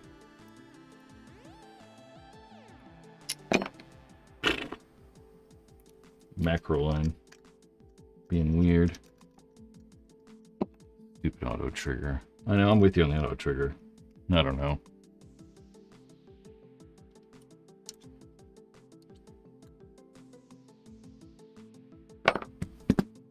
The sweet spot. I know this gun's weird too because of that valve though too. So I can't remember what we originally had it at though. Jesus Christ, man. So these inline regs, I don't know which way you turn it though to turn the pressure up and down. So let's put the macro line back on. We have a disassembled. See, I can do that pretty quick, right guys? It's pretty impressive.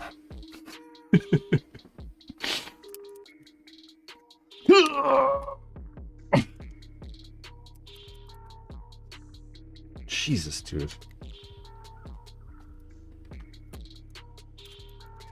So this needs a little bit more lug. I don't want to like explain the lug fully right now, but I think that needs a little more.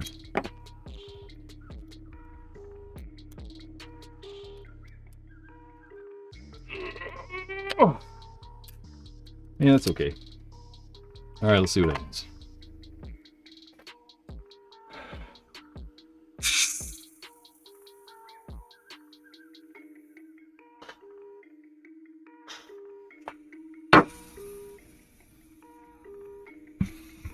It's probably so... Actually, you know what's happening is this gun is totally leaking. You guys probably can't even hear it leaking because of the noise compression. I have so much noise compression. I have like noise compression on, so you guys probably can't hear it leak. You want to hear what it sounds like? So listen to the gun.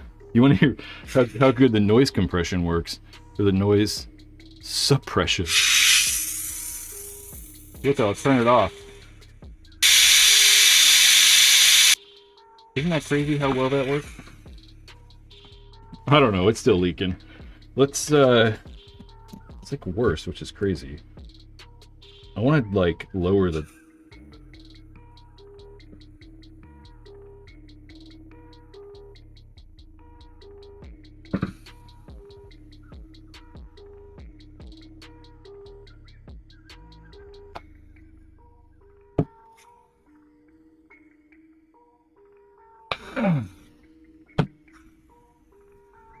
Okay, I don't know. We tried. Who's got suggestions? Oop, we can turn that off. What are you guys talking about? I didn't even look. Oh, he has to run a drill bit into the pump handle. Yeah. The whole fucking... It's a whole problem.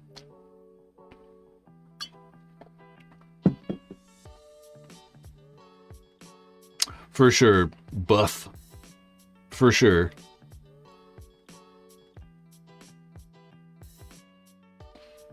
I don't think BFP gear, I don't think they would fix it.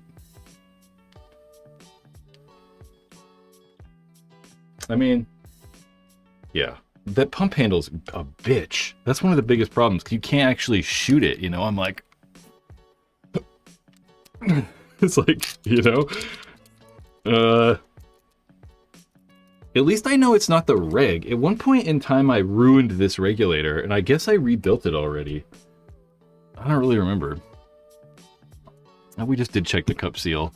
That's not a cup seal leak, though. I mean, it could be the cup seal. It's something happening with the cup seal, but the cup seal's not, like, bad. You know, like, that leak is really bad. Like, the gun's not even holding air, really, so there's something inhibiting... I got an idea. Hold on, let's try something. There's something that's, like, making the valve open... Maybe even.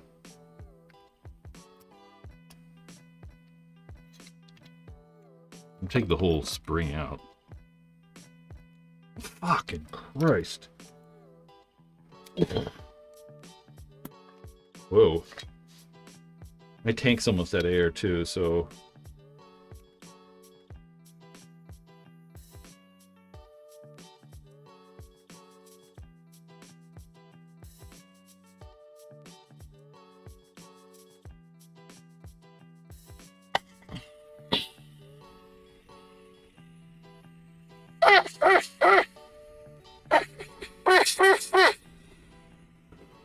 Loud.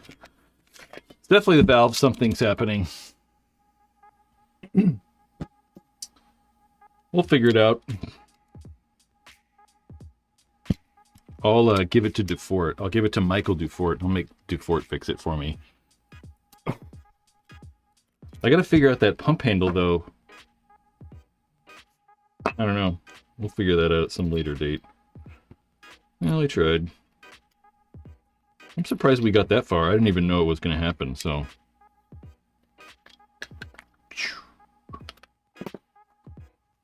Let's put that back in. We got it all fixed. Not fixed, though, but, you know. Just get a Lazarus valve. I'm not getting anything. I've never used this gun, and it's 10 years old. I'm not buying anything for it. You know, like, I don't know. Yeah, I don't even know if I'd ever use it, you know? I want to just use it one time and then be like, okay, I don't really want to, like, you know, I don't really care.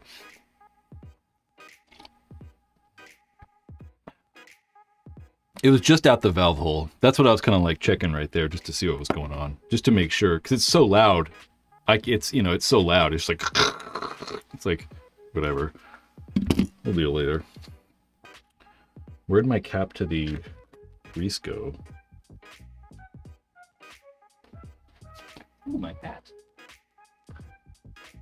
My hat is on the floor. Ooh, a case of Michelob Ultra. No. Not Ultras. They gotta be like a case of like Juice Force or whatever. I don't know. A case of, I don't know, something.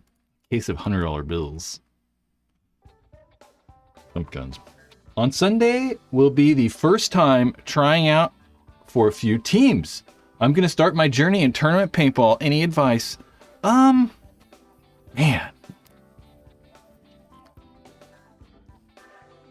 I don't know. I mean, it's probably going to matter who you ask so much, you know, like my advice is going to be way different than like, you know,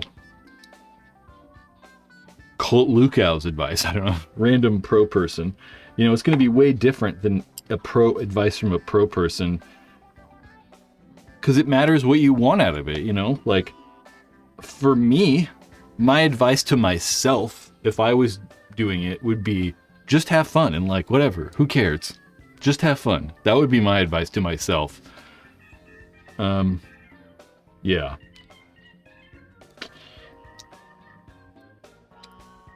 Yeah. I don't know. It's honestly hard. Like, I know that I would probably try to present yourself as being a good teammate. You know, I'm a team player. I'm not out here for myself. I'm easy to get along with. I'm, you know, all those good, cool things. Man, I don't know. Have fun. Make sure your gun works. Charge the batteries in your hopper before you go. You know, normal stuff. Yeah. Every time I've done tryouts, it's not gone well, so I don't know. Have fun. There's no such thing as a wall hanger in my collection. That's a good thing. Some get more action than others, though, of course. That's good. You know, I never really understood the guy who collects cars, but he'd never driven it in his life. You know, I got all these cool cars, but I'm never going to drive them. So it's good you're actually using them, you know. That's cool. Let's put this over here. Me too. That's one of the reasons I've never, like...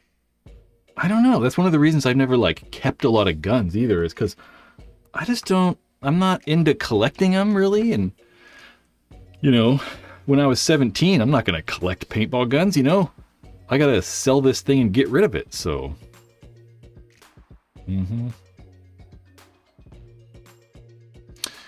Next members only giveaway, a wall hanger Empire Sniper.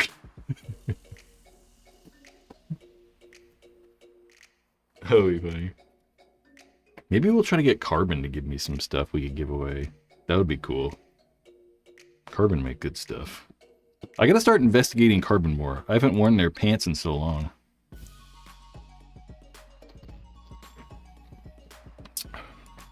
I gotta actually go play paintball. That's what I gotta do. I just got a sci-fi board in my mini LED E-Blade Trilogy. Huh. That's kind of cool. John Robertson. Got no T. I'm Brad Johnson. Like the live stream, gentlemen. It is very helpful when people like the live stream. You know, if you comment on a video, if you like a Facebook post, all that engagement stuff, it really does help. I know it's so lame sounding and I'm so bad at promoting myself. You know, it's fucking terrible. God awful at it. Like, terrible. Just not good at it. I mean, I'm not good at talking about myself. You know, who is good at talking about themselves? I'm not. Most people aren't. Don't like it. But it is helpful when you guys, you know, engage with content.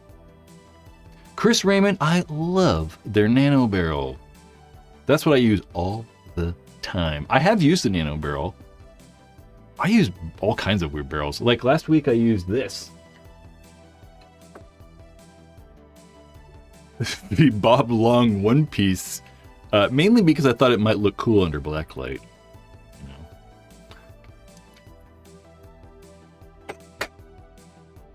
Carbon with their IC barrel backs too. Yeah, one of the things I like about Carbon is they actually like, it seems like try to make good stuff, you know, like, I mean, not like the other companies don't try, but like, you know, I think about like their two biggest products, the mask, I'll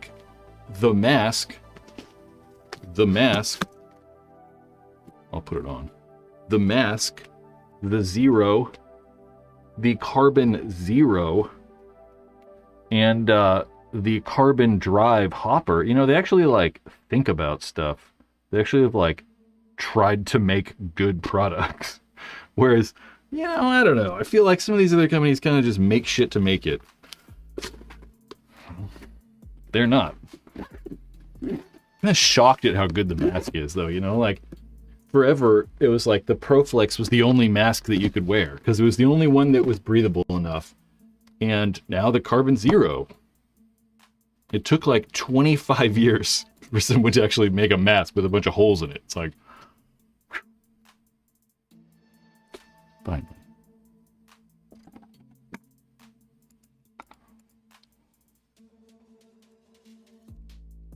Who is Bill Sakio?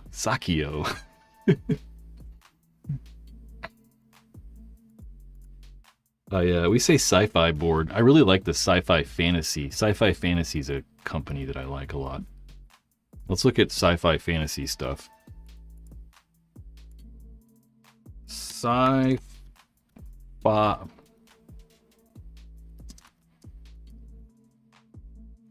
Jesus, I cannot see. It's like so far away I can't tell what I'm typing. And I'm like, am I typing wrong? I can't see anything. Sci-Fi Fantasy.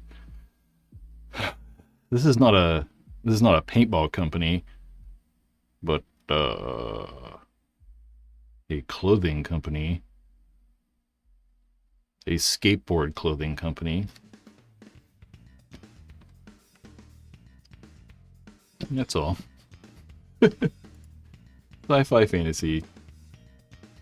You can also double strap the Zero and Flex plugs. Oh yeah, that's right. All those like, yeah. Chris, you've got some of those, whatever the heck, Flex plugs. You got the Wu-Tang one. I remember we saw that one. There's that. You've got like, fucking, what's that company called? Why am I blanking on it? I can see their logo. Enemy of the State. There you go. Jesus Christ. Jesus Christ.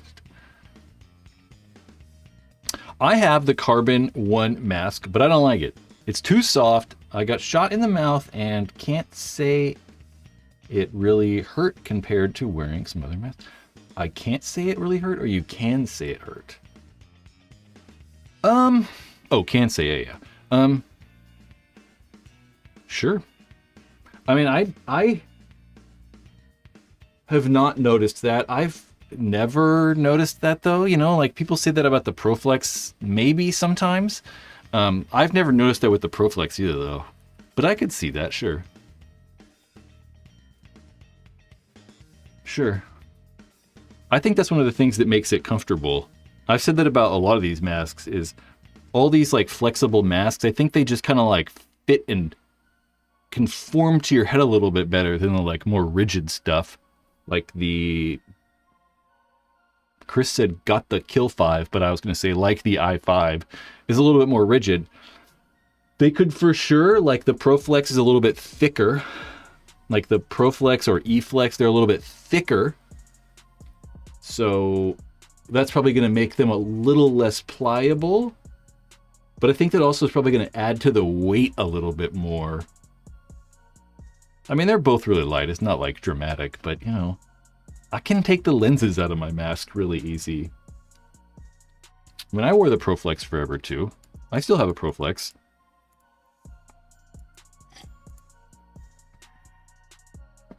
You know, at one point in time when the ProFlex was like $65 and like, you know, the carbon masks are, you know, $150 and up, I can see that, right? But now these ProFlexes are like $150 and it's like, I don't know. It just got so expensive. 2-gauge tunnels. Oh, okay. Mine were like 3/4 of an inch. Oh, I put glow sticks in my ears the other night. Chris, they had glow sticks out at the field at Capitol Edge all over the place. And I stole a couple and I put them in the freezer to see how long they would last. And I put them in my ears. I hooked them on my ears the other night and I was like, it was pretty funny. All right, guys, what are we going to do the rest of the night? Some of you guys I want to speak to privately. So I will probably only the people that I know. I want to talk to people that I know about something, but not live on this thing. I just remembered. So I will probably text message a bunch of you. I will actually probably try to build a group text message. Chris Martin, Chris Raymond, you will be involved in that. And, no, I want to go somewhere. And I just want to see if people want to go with me, but I kind of want to, like, not talk about it in public. I don't know. Self-promotion. Yeah. About it. What are we doing next week? I don't know what we're going to talk about next week. It's always up in the air, you know? I've kind of been thinking about having guests on. Like, just randomly, we'll have a guest on randomly. Not like a continual thing, but maybe every once in a while, like once a month, I'll try to have a guest on or something like that. I don't know. It's such a bitch, though, to get it all organized. It's like, I'm going to do Play the Game podcast, PTG. We're going to record that on Wednesday morning. The PTG, the Play the Game podcast with Marcelo and Tyler Harmon. Marcelo Margot and Tyler Harmon. You know they record that at 8 a.m.? Like, who's recording at 8 a.m.? That's crazy. They're recording their podcast at 8 a.m. Tyler asked me if I wanted to be at 8 a.m. I'm like, 8 a.m., dude? What? That's crazy. I'm not nearly ready. 8 a.m.'s insane. You know, I'm awake. It's not like I'm sleeping, but like, you know, 8 a.m.'s just gnarly. I'm like, I don't know. But I bring that up because one of the problems with guests is it's so hard to like get guests. It's like I can't spend 4 hours or 5 hours a week, 6 hours trying to like nail down guests. So I don't know. And that's what the problem with Tyler is, right? Tyler and I were going back and forth trying to figure out a day that worked, you know, for like the last couple weeks. And it's like, I just can't do that every week. So that's one of the reasons I've like, guests are brutal because I just can't do it. It just takes so long. 8 a.m. Crazy. So funny. 8 a.m. 8 a.m. I'm up at 8 a.m. I got up at like 5:30 this morning. It's like I'm awake, but like You know, I want to, 8 a.m. is just too early because I don't know. I spend a lot of time in the morning. I want to like work out, and I'll either go for a run or go to the river, or like I like do stuff in the morning. So I was like, man. So we're gonna do it at 8:30. I was like, how about 9? It's like, oh, let's meet at 8:30. I was like, all right. So, but yeah, that's what's hard to get guests. It's just like, yeah, everyone's busy and got shit to do, you know. So it's a little hard. So maybe I'll try we'll think about once a month or something like that.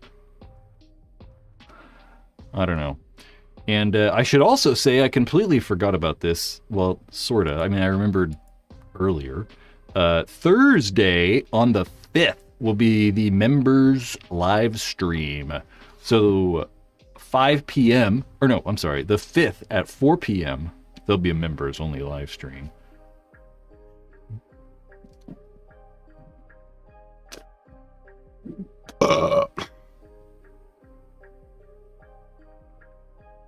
Turkeys are in full effect. Back in force. There's always turkeys around. Turkeys, peacocks. I like the turkeys though. The turkeys are in the road, and if you just keep going, they'll get out of the way. People stop for the turkeys. You just gotta force them out of the way. They get out of the way. There used to be turkeys at my grandparents' house all the time. Grandma hated them because they were always tearing up the garden or the flower bed or whatever. Fucking digging in shit. All right. Come back next weekend. No, not next weekend. Next week. We'll, I don't know, talk about something. I want to I don't know. I thought about recreating paintball ads. I was looking at all these magazines. I'm like, it'd be really fun to recreate some ads. Chris Raymond, you know what else I want to do? We talked about making a sitcom. I don't know if I've talked about it in here. We talked about making a sitcom. I want to think about making some 60-second Instagram reels or YouTube shorts that are miniature little sitcom segments, something that's a minute long, that's a little skit somehow involving the paintball field or involving paintball. You got any good ideas? Let me know. I don't have any. I was brainstorming yesterday. I'm like, I don't know, dude. I don't know how to do it at all. So I got to look into how to do that story writing stuff or how to make it funny. I gotta find some other YouTube channels and just rip them off. But yeah, I want to try to do some little skits or something. Skits make it sound weird, but I don't know. Victor, I'm leaving too. You guys enjoy the rest of your night. If you're somewhere it's cold, which you probably are, unless we got some Costa Rican listeners. Stay warm. Come back next time. We'll have some cool paintball stuff to talk about. Maybe, I don't know. I was going to say something about my sniper, but we're not going to probably do that. Chris, I really want to get that headband hero from you. That's on my list.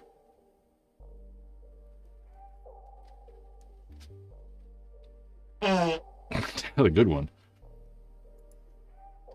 Man, I took the biggest shit today. I wasn't going to say that. All right. Okay, guys. Enjoy the rest of the night. Stay warm. Come back next time. God damn it. Rekla, it's in Hawaii. It's not cold. You're not cold.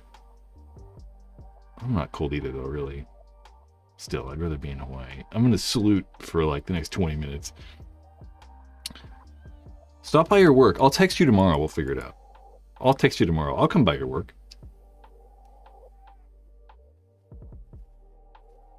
Maybe I could be a new employee. I could probably fake it. If we went to the geology department, I could probably fake it in geography and geology. For sure. Anyway, all right, guys. We're dropping off. Goodbye. Come back next time.